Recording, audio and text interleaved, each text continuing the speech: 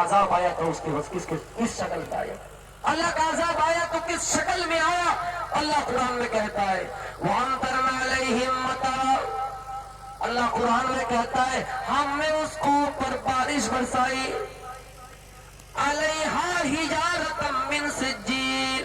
ہم نے لوط کی قوم پر عذاب برسایا، ہم نے لوط کی قوم پر بارش برسائی، اس شکل میں برسائی میرے بھائیوں، پتھروں کی شکل میں، جو دردناک عذاب تھا، جو دردناک سزا تھی،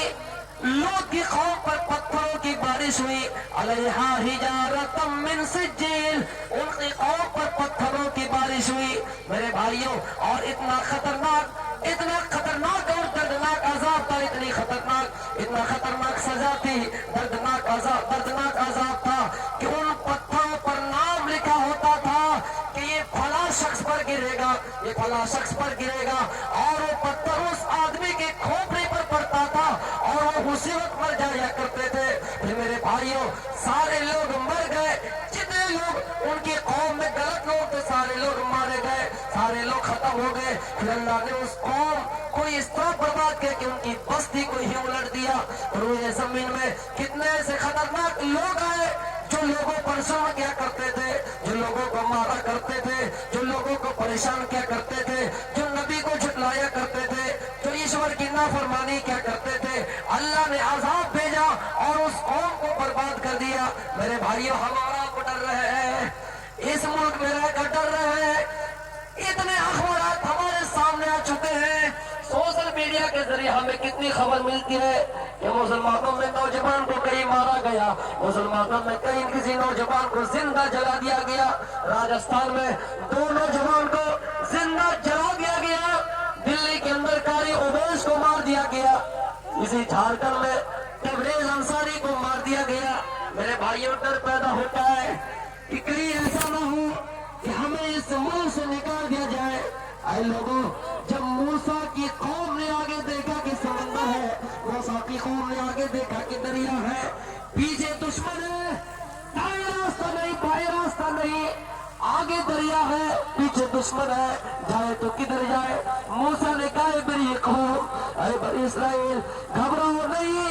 اللہ ہمارے ساتھ ہے، اور اللہ کہتا لا تحزن ان اللہ معنا، غم نہ کرو، پریشان نہ ہو جائے، اللہ ہمارے ساتھ ہے۔ میرے بھائیوں غور کیجئے، ہم بھی اپنی زندگی میں سوچ رہے ہیں کہ کہیں ایسا نہ ہو ہمیں اس ملک سے نکال دیا جائے، کہیں ایسا نہ ہو کہ ہمیں اس ملک سے بھگا دیا جائے۔ گھبرانے کی ضرورت نہیں ہے، مایوس ہونے کی ضرورت نہیں ہے۔ وَلَا تَهِنُوا وَلَا تَحْزَنُوا وَأَنْتُمُ الْأَعْلَوْنَ إِن كُنتُم مُّؤْمِنِينَ، مسلمانوں پریشان نہ ہو جاؤ، غم نہ کرو، حیران نہ ہو جاؤ،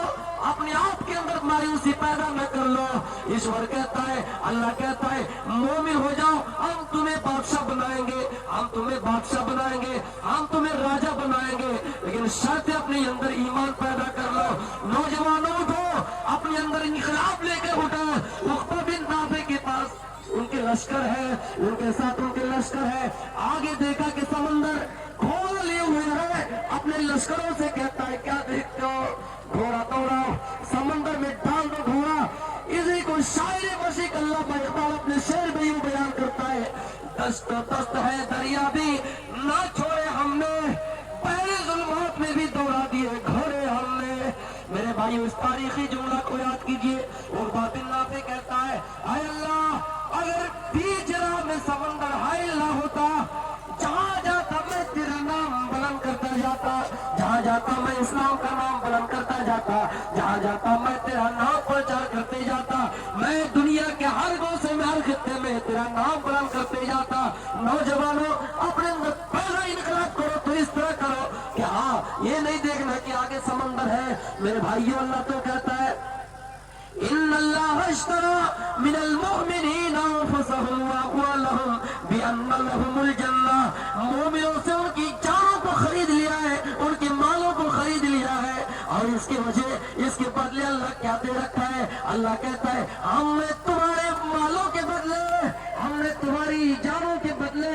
جنت دے رکھی ہے۔ اس کا بدلہ اگر تمہیں جنت مل رہی ہے، تمہاری دنیا میں کیا حیثیت ہے، تمہارے مال کی کیا حیثیت ہے، تمہارے خون کی کیا حیثیت ہے، ہم نے تو اس کے بدلے میں تجھے جنت دے رکھی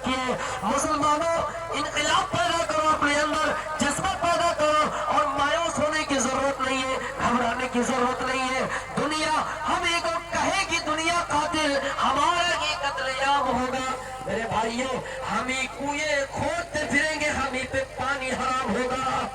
ہم ہی کو کہے گی دنیا قاتل، ہمارا ہی قتل عام ہوگا۔ اخباروں میں دیکھ لو کتنے مسلمانوں کو مار دیے جاتے ہیں، کتنے مسلمانوں کو ختم کر دیے گئے، کتنے مسلم لیڈر کو ختم کر دیے گئے، مسلم نیتاؤں کو ختم کر دیے گئے۔ کتنے ایسے لوگ ہیں جو اچھے لوگ تھے، بڑے پیمانے پہ تھے، ان کو مار دیے گئے، لیکن یہ دنیا پھر بھی ہمیں کو قاتل کہتی ہے، ہم ہی کنویں کھودتے پھر رہے ہیں، پھر بھی ہمیں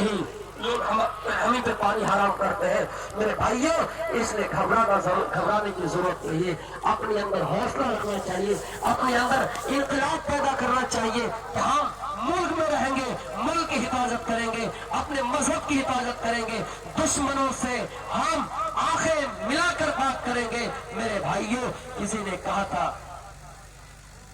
اسلام مٹنے والا نہیں ہے، چاہے لوگ لاکھوں کوشش کریں اسلام کو مٹانے کی، اسلام مٹنے والا نہیں ہے۔ سورج سے یوں آنکھ ملانا مشکل کیا ناممکن ہے، سورج سے یوں آنکھ ملانا مشکل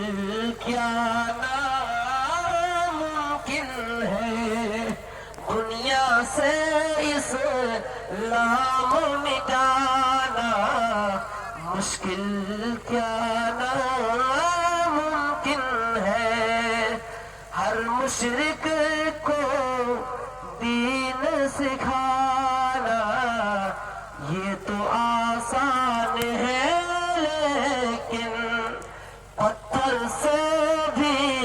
کلمہ پڑھانا مشکل کیا ناممکن ہے۔ میرے بھائیوں آج کی تقریر کا خلاصہ یہ ہے کہ جب روئے زمین پہ ہم پر کوئی عذاب آئے، کوئی مصیبت آئے، کوئی پریشانی آئے، تو یہ سمجھیے کہ یہ ہمارے گناہوں کا نتیجہ ہے، یہ ہمارے پاپوں کا نتیجہ ہے، جو اللہ تعالیٰ اس دنیا میں ہمیں ہلکا عذاب دے رہا ہے، مزہ چکھا رہا ہے، تاکہ ہم اس گناہ سے باز آ جائیں، تاکہ ہم اس گناہ کو چھوڑ دیں۔ اور ہاں میرے بھائیوں جب بھی کوئی کام ہوتا ہے اس میں اللہ کی ایک مصلحت ہوتی ہے، چاہے پورے بستی میں اللہ کا عذاب آئے، چاہے کسی کے گھر میں آئے، یہ اس میں اللہ کی مصلحت ہے۔ اور جب ہم کسی مصیبت میں پڑتے ہیں تو مایوس ہو جاتے ہیں کہ پتہ نہیں کیا ہوگا، تو اس میں بھی گھبرانے کی ضرورت نہیں ہے، اللہ تعالیٰ نے مومن سعادہ لے رکھا ہے۔ آج میں یہی سے اپنی تقریر کو ختم کرتا ہوں، آخر میں اللہ رب العالمین سے دعا ہے، باری اللہ ہم نے جتنی بھی باتیں کہی اگر قرآن و حدیث کے مطابق ہو، سب کو اس پر عمل کرنے کی توفیق عطا فرمائے، ہم سب امت مسلمہ کی حفاظت عطا فرمائے، جو لوگ پریشان حال ہیں اللہ تعالیٰ ان کی پریشانی کو دور رکھے، اور ہمارے اس ملک میں بھائی چارہ قائم فرمائے، اور ہم سب کو ایک ساتھ رہنے کی توفیق دے۔ وہی یونائٹڈ بھی اسٹان، وہی ڈیوائڈڈ بھی فال، اگر ہم اتحاد سے رہیں گے، کھڑے رہیں گے، اگر ہم فرقوں میں بڑھ جائیں گے تو ہم گر جائیں گے۔ وما علینا الا البلاغ المبین، وآخر دعوانا الحمد للہ رب العالمین۔ السلام